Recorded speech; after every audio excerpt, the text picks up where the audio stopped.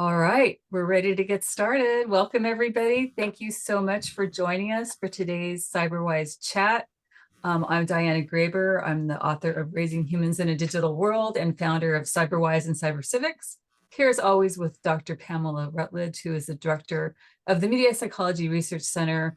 And we're so excited to chat today with Brandon Lauer, who is a CEO and instructor at the White Hatter. I'll tell you a little bit more about him in a moment. But first, as you know, today we're talking about AI and DeepNudes, what parents and educators need to know. As we all know, artificial intelligence is becoming really popular and really accessible. And with that, we're starting to see all kinds of opportunities and all kinds of challenges. One of the big challenges we're seeing is a recent trend in something called DeepNudes. This is when generative AI, which is AI that's used to generate new content, is used to create nude images of others, which we'll get into in just a moment. And it's really a form of digital manipulation that's raising significant ethical and privacy concerns. In just the last year, we've seen incidents of DeepNudes happening in schools where classmates make nude images of their classmates and they put it on social media. Obviously, this is causing all kinds of problems. And so our goal today is really to help you as parents and teachers get ahead of these issues before they wreak havoc in your own community. We're going to give you some tips and tools to do that. That's why we're so excited to have Brandon with us today. He is an expert in this topic. The White Hatter, if you don't know about them, they put out some great work. They promote internet safety and privacy with a genuine commitment, and I mean that genuine commitment to making the digital world a safer place. Brandon's expertise encompasses open source intelligence supported by a master's degree in professional communication, with research centered on hackers, scammers, and more recently, teenage sexting behaviors and its associated challenges, which we're going to talk about today. But let's start at the very beginning, Brandon. For parents or teachers who may not understand exactly what a deep nude is and why it has the word deep nude, can you kind of give us the big picture of what this is all about? Yeah, I think you did a really good introduction on, deep fakes. And I think given the prevalence in media, I think everyone's heard that term by now, a deep fake, especially given political elections, and deep fakes are a big topic as well. So a deep fake is basically taking someone's face and swapping it with another person's face. Now, a deep nude is I would classify as a subset of that, where basically you take someone's image, fully dressed image, and then using that same deep fake technology, instead of swapping the face, you make them appear as if they were completely nude and naked. So I'd say the subset of deep fake technology. Okay, and what we were talking about earlier, and Pam, jump in here because I'm as shocked as you, how easy it is to access these apps. It's crazy. Yeah, I was really curious, and I'm sure everybody out there is like, if we keep hearing that Apple Store and Google Store and all these apps sellers are banned pornographic apps or apps that can be used for that, how are they so accessible, or how easy are they to find? And I just want to add, for anybody, we had like a zillion questions that we were ready to barrage poor Brandon with. If you have questions, stick them in the chat window so that we can forward them, because even with the research that I did to try and prepare, I'm just mystified. So Yeah. how do I find one of these apps? Well, you were on the right track. Yes, the major app platforms. When I say app, I'm talking about any application. I think a lot of people, colloquially sort of think of an app as the little icon on your phone screen, but an app can be a program you can download on your computer. But there's also web apps, which I think most people would just call websites, but they are applications that you don't need to download a program on your phone because, like you said, the app stores ban them. But just go to a website. Or when I did my testing and my research, I just went to Google, deep nudifying undressing apps. Boop, and there's a list plainly available on Google on here are some websites that will do that for you, all for free. Yeah, I was pretty shocked because, like you, when I was doing my research for this, I did the same thing. Google AI deep nudes, boom. And it's like, this is way too easy. With a click of a button, you can use any of these apps. I could put anyone's picture in there and have a nude image of them. And Well, and not, oh, sorry. go ahead, Pam. I was just going to say, not only that, but parents may be thinking, oh, I can check my kid's phone to see if they have any of these apps. But if, as Brandon, you're describing, you can just go to a website, upload your classmate's picture and do all the work there. Nothing will show on your computer, on your, on the phone, that you won't have a trail like that to give you a clue. So I think that's important to know. Yeah, and we were talking about it here amongst ourselves, and one of our staff people who's younger said, gosh, imagine like if I was in 6th grade and I was a sleepover with a bunch of girlfriends and we were thinking of things to do, like we would play with these things and put boys in our class in there because it would be fun and silly. And, speak to that, Pam, like that's the teenage brain, right? Yeah, that is the teenage brain. It beats calling people up randomly and saying, is your refrigerator running, and all of those terrible things that people used to do at sleepovers. But we have to remember that the human brain is not fully mature until about the mid-20s. And what that means is that not only are kids, hitting puberty and they've got all these hormones and they're very curious about the opposite sex and even what the opposite sex looks like, which they're also don't have the ability to understand long-term consequences. They don't have the ability to cognitively understand what the implications would be for themselves as the creator, or even and I don't want to call them the victims because I don't want to demean the person who's been targeted. So we'll call it the target, even though that seems, a little bit removed, but they don't understand what the implications could be for that target in terms of their relationships with their family or friends, or, or socially. So it's really important to recognize that these kids are using apps that they're not really capable of understanding the implications on a broader scale. And let's talk about those implications because they are extremely serious. So Brandon, I know you're in Canada, we're in the US, but not so different. Talk about what the possible implications are for a kid using this app. There's a lot of considerations. Things get very messy when you go into things like the legal consequences, but generally speaking, sure, most NATO-friendly countries, have those intimate image laws or child sexual abuse laws, where I think most people refer to that as child pornography laws. So there are some challenges there as well, especially if a student is nudifying an image of a fellow classmate without consent and all that stuff. Yeah, there's a lot of challenges there. And then if they take that and then even begin to distribute that and share that, then you got other possible offenses. So yeah, giving a young person who has access to the internet and they have no limitations, no supervision, all mixed with their curiosity, potentially could be a possible recipe for disaster if they don't have the good foundations, training, knowledge on how to use technology in a really safer, better way. So that is certainly a big challenge that we are seeing, and we're trying to educate students on going, hey, these apps exist. They're going to be very hard to get rid of. AI is here to stay, but understand what are the possibilities and the challenges with AI. And as we're seeing with deep nudifying AI, there are certainly a lot of challenges. Yeah, and so specifically in the US, 27 states have passed laws criminalizing the dissemination of non-consensual imagery like this. It's child pornography, essentially. There's no federal law yet, but there are laws in the works. Last year, President Biden issued an executive order directing actions to establish new AI standards. So as far as law, I mean, it's real serious. In addition to that, even though schools are being caught flat-footed, as if you read the news, 3 or 4 schools last year, they didn't know what to do with the kids. But I think more and more schools are starting to set up, hey, disciplinary action. This is what happens if it happens to you. But even bigger than that are the reputational concerns, because, not only is it impacting the reputation of the person you make the nude of, it's your reputation online too. I mean, you don't want to be known as that person who disseminates this kind of stuff that stays out there forever. And believe me, once you do, everybody knows, it gets around. You're in the news, that's not great for your digital reputation. So, well, I loved the question that you got asked, Brandon, by some kids about, well, why does it matter? Because they're not real. It's all pretend, it's all fake. So why is this such a big deal?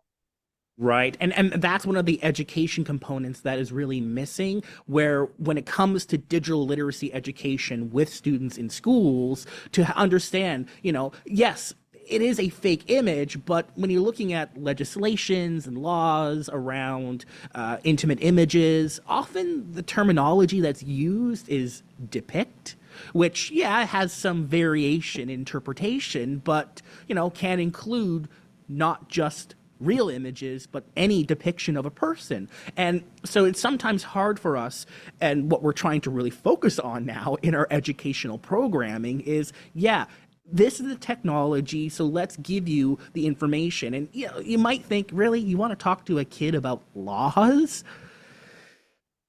Yeah. And actually, people think, oh, that's boring. They're not going to listen to you. Actually, when you're actually talking to kids and teens about what you can and cannot do, they're actually listening because they want to know where those barriers are because they don't know. And they see this stuff all the time on the internet. So they want to know what are the limitations. But more importantly, what can they do if it happens without to getting them? in trouble. Yeah, they need boundaries. Kids need boundaries. They always have, and we have not set them up or communicated that to them when it comes to the apps that could be just fun and interesting to use.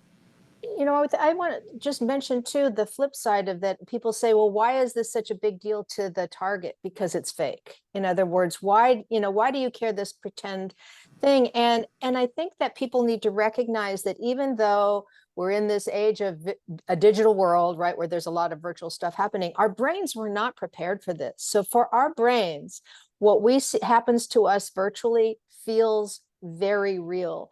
And what we're talking about with the creation of these DeepNudes is really now technically sexual harassment. It's no longer just, schoolyard bullying, which is bad enough, but it is considered sexual harassment where you have taken someone's bodily autonomy away. You have violated their sense of their physical form.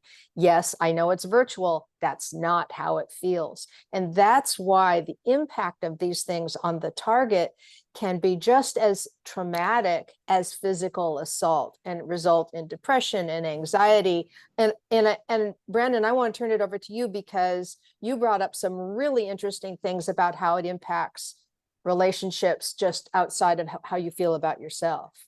Yeah, a few things on that. Actually, to tie back to, it's the same mental and physical impact and the emotional impact. And like we deal with teens who send pictures back, like real pictures back and forth, but also teens who send semi-nudes back and forth, or what some people would call boudoir photos. And I can tell you the students who message us for help, the students who are saying, hey, White Hatter, someone's sharing my actual real nude image, or someone's sharing my underwear photo, although technically, not a nude, the emotional, psychological impact is the exact same in the anxiety that they're feeling when they contact for help. So yeah, even though it might not be a full nude or it might be fake, it has the same psychological impact. So yeah, looking beyond schools, a good example. So we had a student who messaged us prior to schools starting in September, and they basically took a photo of themselves at a beach in a bathing suit. Everything important covered. Now, someone had copied that image that they shared on social media, and in my experimentation with these nudifying apps, the less clothes there is to begin with, the more realistic and believable the altered image will become. Harder to detect it being fake. So now, yes, a lot of young people, students, they're getting a good sense now of identifying what's real, what's fake. And there's a huge variance across generations on who can sense this stuff is fake or not. But an example would be this student, it got to the family's attention of this nude image of their kid being shared. And obviously it was fake, but the family really did believe that their young person had actually took a full naked nude selfie. And in the family, given their cultural practices, that was something very challenging to deal with. And of course, the students trying to communicate to their parents, no, it's fake. Trust me, believe me, it's fake, it's fake, it's fake. And so we had to work with the student to really kind of work with the family to better understand and convince them that, yes, indeed, it was fake. But the damage in the relationship was already done. So across generations, how this impacts and how people can believe what's real and fake varies quite a lot and can make things really challenging. Yeah, that's such a good point, Brandon. And my mind keeps going to a story that's very big in the United States this week, about a teenage boy that established a romantic relationship with a bot, an AI image. Maybe you guys heard the story. And he ended up committing suicide because of something that was implied by this fake image. And he felt like it was a real relationship, even though it was AI. And so to your point, we're blurring that between what's real and what's not, and for a kid's brain to really understand the difference, they're not there yet, and we're Yeah. still grappling with this and how to help kids understand to distinguish between the two. I don't think we've done a great job teaching kids that yet.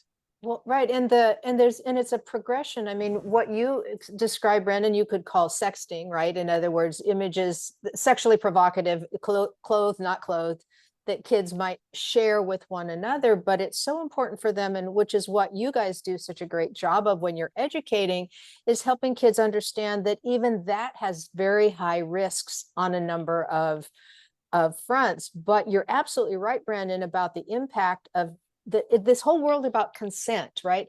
Yeah, you sent your boyfriend a picture of yourself in your bikini, but now it's all over the place. That's a violation of consent that has huge psychological implications. And so if you create something, AI, it doesn't matter that it's fake, it still feels like that violation of consent. And unfortunately, 90% of the targets of these DeepNudes are women and girls. So let's talk about what a target can do. If it's them, their image is being shared around, or a friend, or they see somebody else being shared around. Brandon, what do you recommend for kids to do in this case, in these instances? Context is everything. So obviously, if we're looking at a young person under the age of 18, it's a fake nude image. Most likely, it's going to breach one, if not many, different criminal laws. So yes, there are resources, things like law enforcement potentially can play a role in. We are seeing some governments and agencies take a role as well. We got Stop NCDII. Websites that you can go to. Basically, if there is an intimate image of you, you can basically have them work with their partnered social media networks in order to remove intimate images off their platforms when you submit it. Simple explanation for a complex system that they do, but there are websites that can attempt to remove images from the most popular social networks that are out there and social networks.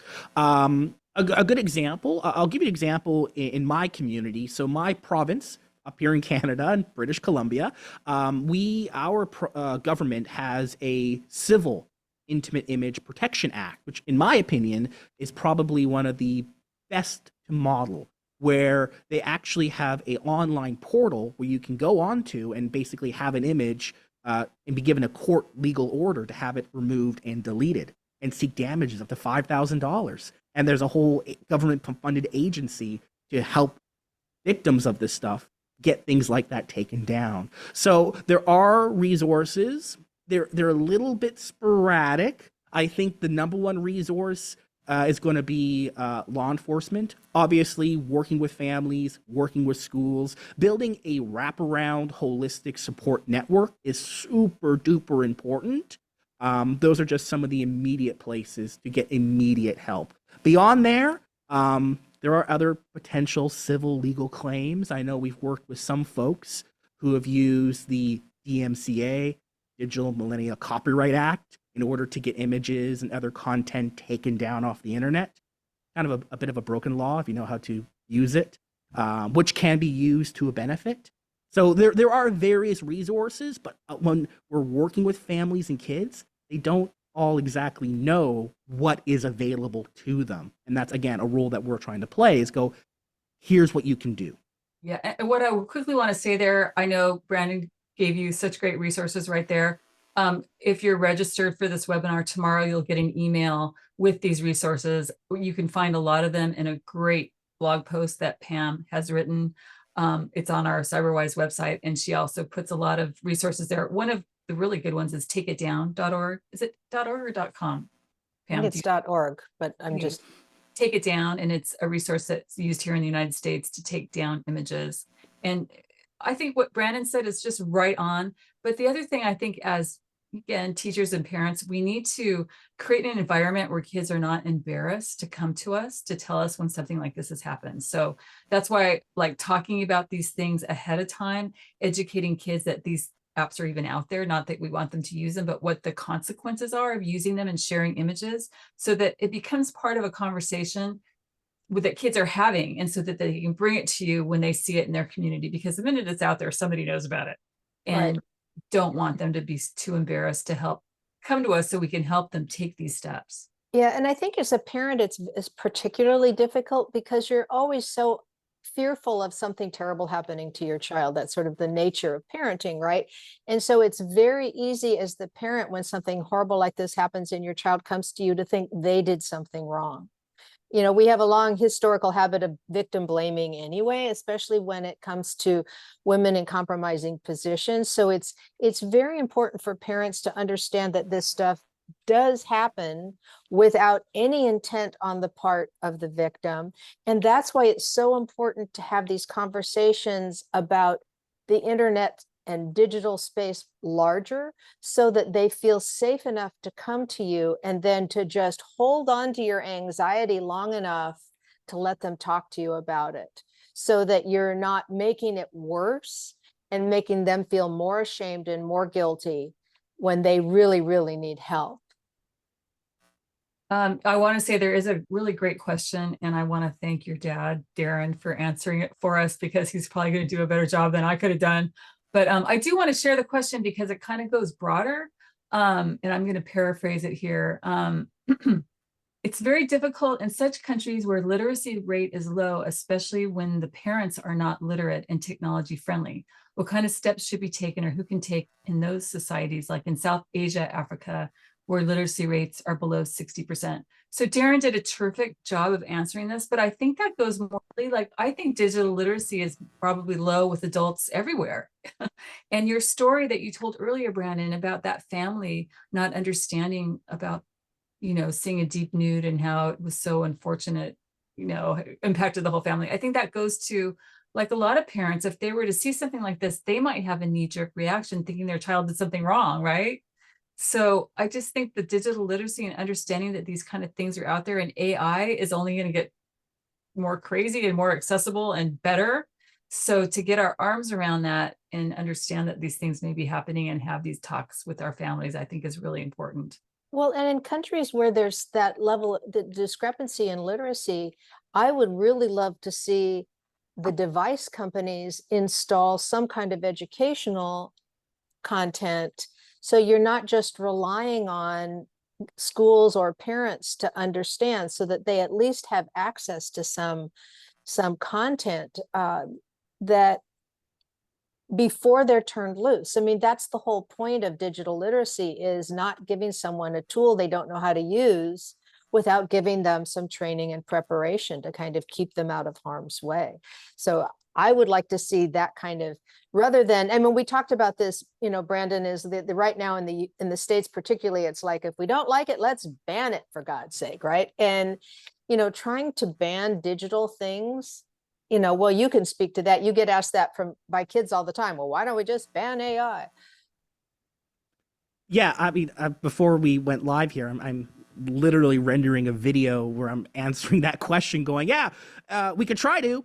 It's going to be difficult. I mean, for example, sure, you can try to ban something. You might be successful, but there's probably going to have civil liberty arguments to be made. And then you can geo restrict websites. So you ban websites from being accessed within your borders. But, we got VPNs, Tor network, where you can go beyond there. For example, I think it was Texas that when they passed their legislation to basically age verify before attempting to go onto a pornographic website, VPN usage and searches spiked over 200%, which just goes to show you that, yeah, you can ban something. There's always going to be a way around it. And sure, you might go, well, why don't we just sue and ban these companies from existing? Yeah, but if the website's hosted in a non-NATO friendly country, is a court order from a North American judge going to have any sway? Are they going to listen to that? Maybe not. And some of these websites, people will say, well, let's ban the financials. Let's take away their bank accounts. Some of these websites, they are free, and some of them are funded by cryptocurrency. So again, there's always a way around it. So they're here to stay. We could do some banning and maybe make it a little bit harder for the average person to stumble across this stuff. But if someone has intent and they're looking for tools to nudify an image, they're going to find it. Exactly. And also, legislation, that's going to take a long time. I mean, there's laws on the books, but as we all know, it takes a long time for those laws to have teeth in them. So in the meantime, kids are growing up using these apps. So what do we do to prepare them? And yeah, you want to help them understand that that it's sort of normal, and that because they're going to, I mean, as you speak to intent, there's nothing with more intention than a 13-year-old boy who's trying to, get a recent copy of Playboy, magazine, or whatever the sort of current permutation of that is. And that's what these apps are. So there won't be any thinking about this is a bigger issue. It'll be just driven entirely by the curiosity of a child hitting puberty, which is a totally normal response, right? So you want to give that response some context so that they don't get themselves into trouble being normal. right. And when you speak about context, we actually have lessons on all this in our cyber civics curriculum, our third level for 8th grade. And we intentionally put it in the visual literacy category because we're teaching kids about visual literacy. Kids see naked images all the time on the internet. I mean, they're everywhere. But yet they cannot exchange those kind of images with each other because they'll get into serious trouble. So that's where we put our lessons on sexting, revenge porn, sextortion, all of that. And, schools are using it quite a bit. So we've decided to expand it and offer it now as a separate unit for high school, where we're going to cover all the stuff, and including how AI images are made and how people are responding to them. So I just think in my mind, this is the answer to preempt these problems, is to educate the kids on what it is and what are the ramifications. Hand in hand with that, I think schools have to come up ahead of time with what the consequences are, so they're not caught flat-footed. Right. And I think, to me, a big component of all this, and I know socio-emotional learning is kind of a political hotbed right now, but helping kids whose brains are not fully developed develop a sense of empathy for others, to sort of understand, because it's one thing maybe they get slapped by a felony and they can't go to Harvard, but what they're not thinking about is the psychological ramifications on whomever they're bullying, and all the people who are observing it and don't know what to do. People who are seeing things that are upsetting to them. They don't know if they should stand up. They feel guilty about, telling on someone. They don't know how to help someone. It really has a huge ripple effect. So it's so important to give kids these tools before this all happens. Forewarned is forearmed and all that. And I know there's a lot of parents out there who don't want to address these topics because they're afraid that it'll make their kids more curious. There is absolutely no evidence that happens. They're already curious. They're already hearing about it. You have to tell them to keep them out of trouble. Right. So Brandon, sorry about that. I called you your dad's name because we've had him here as a guest. It's the hat. It's the hat. Yeah, I'm going to blame the hat. But I want to ask you a question, because Pam made this pop in my mind. But when you work with kids in these situations, the perpetrator, let's talk about that for a moment. There's got to be a sense of remorse there. Maybe they didn't know. And what's been your experience with that? It can vary. So there have been cases where there is a perpetrator that basically has no remorse and they just purely do not care what they're doing.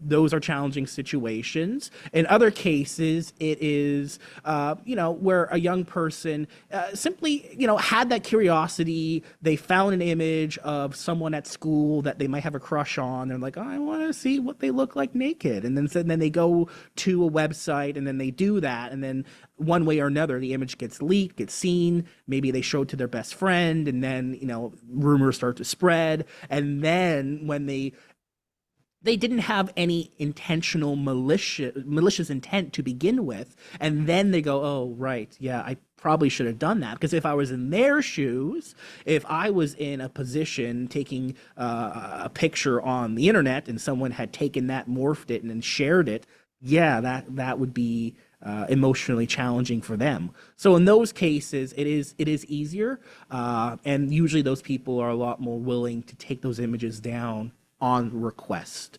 The real challenge are those individuals who have that malicious intent to harm the other person. That one is challenging. Right. It's the same with misinformation. We have a question here I think we should address. Did you see it, Diana? You gonna read it out? Yeah. So how do you get kids to not be afraid to speak up? You know, they have very strict consequences at their school for any sexually inappropriate behavior, but they can't get the kids to speak up. And that's just what I was talking about, that the sort of violation of peer pressure and, you know, telling on people and all of that is very, it's at an age where kids are very socially focused, and being part of a group and being part of their peer group is the most important thing in their little sweet little brains. So what I would say is that there needs to be some place to have a very safe and possibly anonymous way of reporting, so that kids feel comfort once they see other kids reporting. And hopefully you don't actually have a lot of kids reporting, because you aren't having this a lot going on. But once they see people able to report things and have it not come back on them in a way that makes them it worse for them, then you get more compliance. But you really have to establish a safe space for that. And that can be very difficult, especially in schools with all of the budget constraints that you all have. Yeah.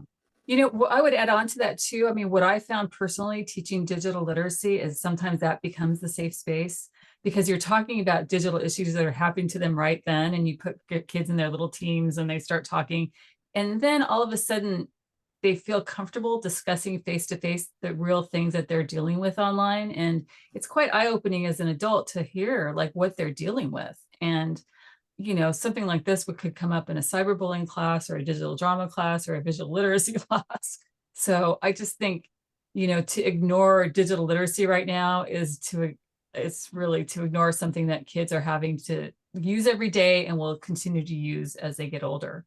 That's so smart, Diana, because what you've effectively done is shifted social norms for that moment in that class. You have made that okay, where outside of that class, it would not have been. So I think that I hadn't thought about that very powerful aspect of the digital literacy programs, but absolutely 100%. Yeah, that's where I think it's fun doing it with kids together in a room or even virtually, so that they can, you know, that's their peer group, as you mentioned, Right. Pam, and that's where they're comfortable having these discussions. And Brandon, you guys do incredible education as well. Maybe you can speak to that for a moment. Yeah, well, a good example. We were at a school a few weeks ago, and afterwards there was a teen who approached, asking, you know what? Yeah, there is a student in the school who is using one of those apps, and so obviously that then led to investigate and deal with further. So yeah, those moments when you open the door to have those conversations, that's where you shift those social norms in the moment to then bring those concerns up and then to address them. Yes, definitely, because if you don't talk about it, then it's just going to happen, and we want to stop it from the very beginning, not deal with it afterwards. The proactive side of things are so important. But yeah, it's sometimes uncomfortable. It's sometimes unsettling to talk about these things. And, when we are broadcasting to schools and, we then shift to the sexting and nudes discussion, even in schools, attentions shift. It's like, whoa, okay, this is something, okay. And, people think teens are not going to want to hear this stuff. But they do, because they are actually experiencing this stuff. Even if not maybe them themselves, maybe they've seen it, maybe they know a friend of theirs who's seen it. So yeah, we are seeing this. And again, those short social norms, super important to address in the moment. Totally true. Well, gosh, we've come a little bit over our allotted time, but this has been such an important conversation, Brandon. Thank you so much for joining us. You get to join in on how we always wrap these things up with our 3 big takeaways, and I'm sure our takeaways are going to overlap, but I'm going to start with you, Brandon. What would be your 3 takeaways for parents and educators today? Number one, talk about this stuff is the number one thing. And there are resources there are resources available. Cyber Civics, CyberWise, you folks are putting resources out. We're putting resources out. I mean, they're not paywalled. I mean, they're there, right? There are resources. There are blog posts. I know, Pamela, you're doing a blog post on this stuff as well. So this stuff isn't hard to find, but, just take a little bit of work and just catch up on this. And if you know a little bit, that can lead you to finding more resources to help. Thank you. And I will send all those resources to you tomorrow. Yeah. So if you're signed up for this, you'll get links to all the stuff. I was going to say, I want to add on his takeaway, because I think that conversation often early is how you build trust, but you can sort of work your way around to it. Find a newspaper article, have a conversation about Taylor Swift's deep fake nude, right? What was that like for her? What happened? How do they feel about that, so that you're approaching something that's a safe topic about the topic that you want to talk about, so that you can understand their point of view. Because the worst thing you can do as a parent or a teacher is just go right into lecture mode, because nothing shuts down a teenage brain faster. It's quite remarkable. So start that sort of early and often. And then if you encourage your students, or if there's any young people out there, you have rights. So don't be shy about figuring out a way to exercise boundaries for yourself. It's a very difficult thing now that we're in this sort of digital space to translate what we're sort of used to doing. We don't hang out with people we hate when we're offline. Why do we expose ourselves to them online? You have rights to draw those lines. So try and encourage, try and find ways to connect your friends and think about these things, so that you guys are prepared and that you have safety nets for each other, so that if something happens, you can support each other and figure out who the adults are who can provide further backup. That was great, Pam. And I'm going to piggyback on you now, because when you talk to parents about talking about this topic, I know it can be uncomfortable. So I have a thought on how to make it less uncomfortable. So if you're in the US, we're coming up on a very interesting election next week. There's going to be a lot of deep fakes out there. Start there. Look for deep fakes. Talk about how, gosh, is this real? Is this fake? How do we find out? Is it manipulated? Let's look at it more carefully. Let's investigate it. Gosh, what are the consequences? Go in the back door. Start with deep fakes, and then work your way as you feel comfortable towards the DeepNudes. But that's an easy, non-judgmental way to start. The other thing I would say for educators, get ahead of these issues. Number one, please teach digital literacy. We have awesome lessons on this. So just reach out to us and we'd be happy to share them with you for free to check them out. But more importantly, have like guidelines in your parent handbook, like tell kids ahead of time what the consequences are for sharing non-consensual images like this. I think if they knew that they were going to cross some line at school, that might have a lot more impact than these big legal laws that it's hard for them to understand. And hard to impose. I mean, they're very hard to prosecute. Right. And I think last but not least, please take a little time to look at the resources that we'll send to you tomorrow. And I froze. I hope I'm not frozen for all of you, but that's I can hear you. And you're in a great pose. I'm having just an attack on screen, I think. But nevertheless, I'm still here. And I want to thank you again, Brandon, for joining us. This is great. Yeah, you've been a great resource, and I hope this has been helpful. I know it's been helpful to me. I've learned a lot, so thank you again. And as always, thank you, Pam. And real quick, next month, we're going to talk about age verification, which is another hot topic. So you will be hearing a lot more about that in just a bit. Yeah, all right, everyone. Happy Halloween. Happy Halloween. Thank you for joining us. Thanks, Darren. Have a great night. Bye-bye. See y'all later. Thank you. Bye-bye. Bye-bye.